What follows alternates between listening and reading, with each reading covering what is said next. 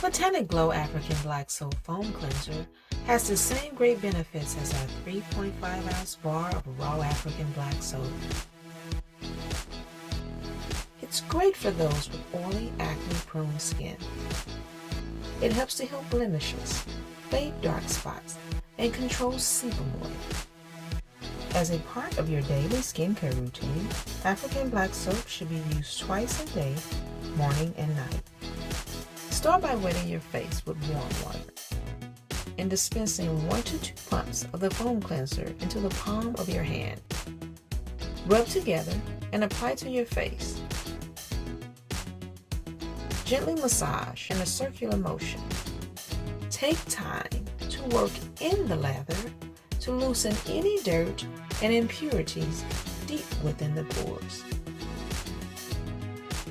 After massaging, rinse with warm water and pack with a cotton washcloth.